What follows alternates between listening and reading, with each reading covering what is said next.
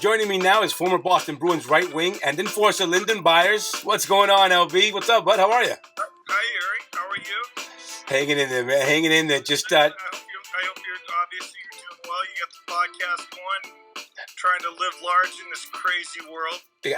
all you can do is try. I'll never be able to live large like you, but I got to try. You know what I'm saying? I got to try, man. I'm large now. But you were always in charge, that's for sure. Hey, yo, LB, listen, man. Let me dive right into this. We all saw about 2 weeks ago.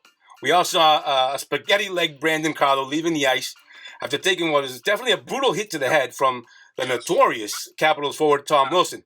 A hit which, at the time, LB, was not penalized by the refs.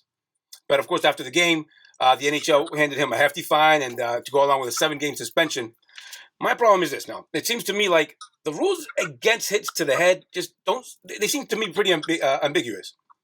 LB, you're one who built the reputation of kicking ass first and asking questions later if someone dared mess with your teammates. And we know that's hockey. That's one of the beautiful things of hockey. You have those enforcers.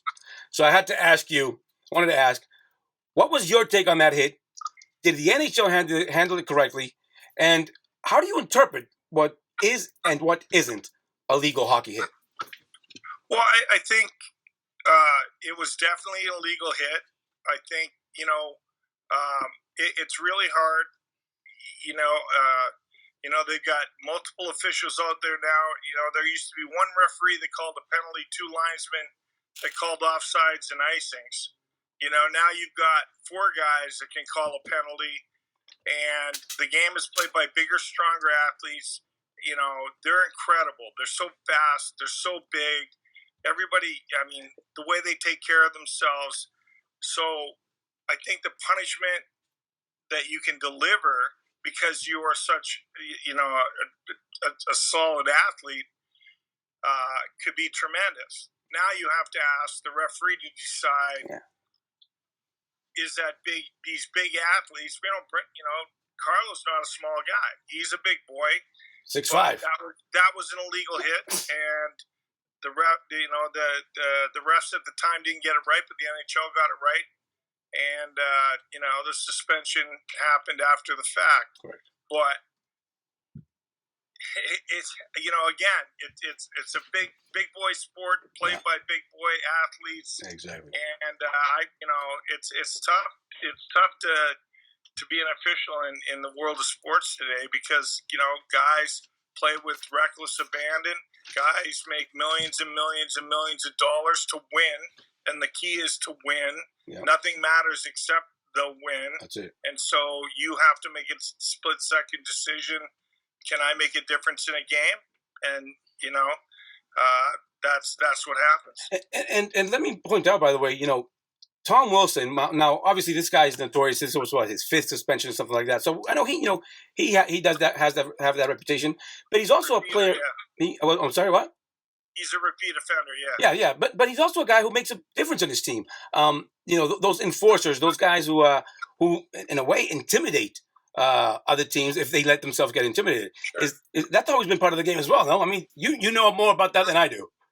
Yeah, well, when you can go no goals, 2 assists, and still make the team, you're doing something on the other end of the spectrum. So intimidation it's a part of life. I don't care what job you work at. You know what I mean? Your boss, I don't care if you work at Home Depot. There are people that try and intimidate people that work under them. There are people that work under them that try and intimidate other people.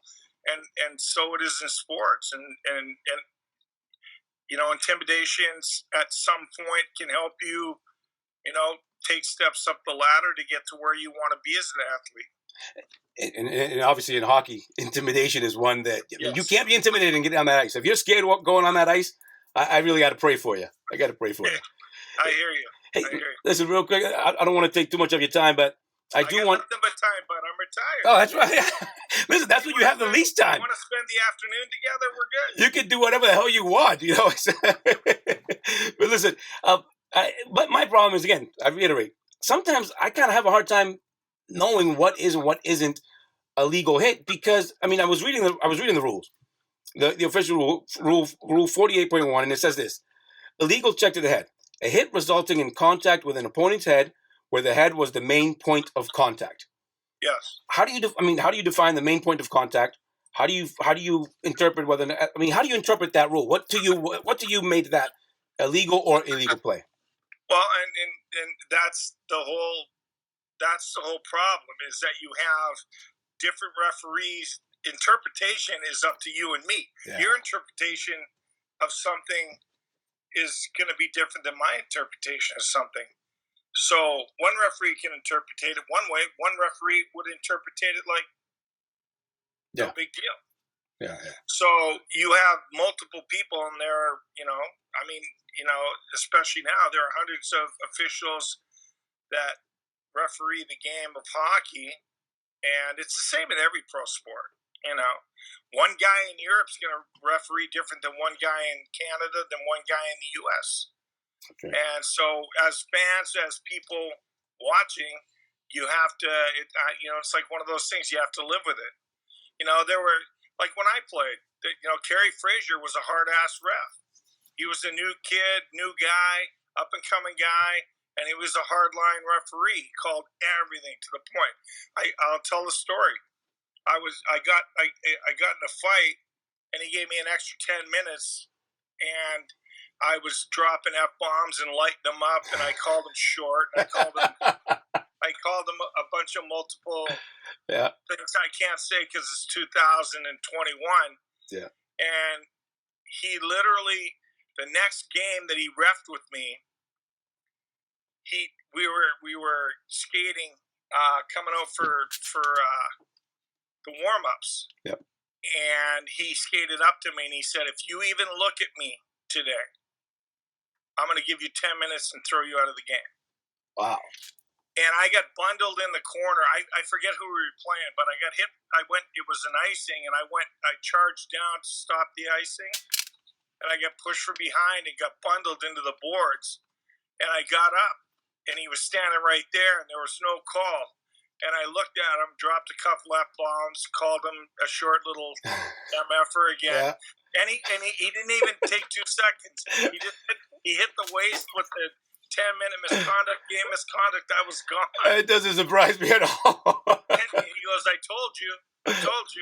Hey, he said it straight from the very beginning. At least he warned you. At least you had a warning that time, Hey, last thing, LB, and again, thank you very much for doing this. We got to hook up soon, but last thing, one of the things that I see about this young Bruins team, to me, it seems like sometimes they've been missing some balls, man.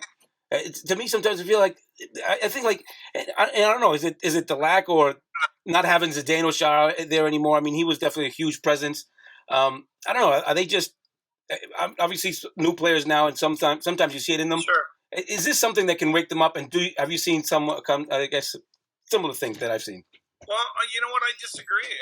I think the game is played different now. It's not.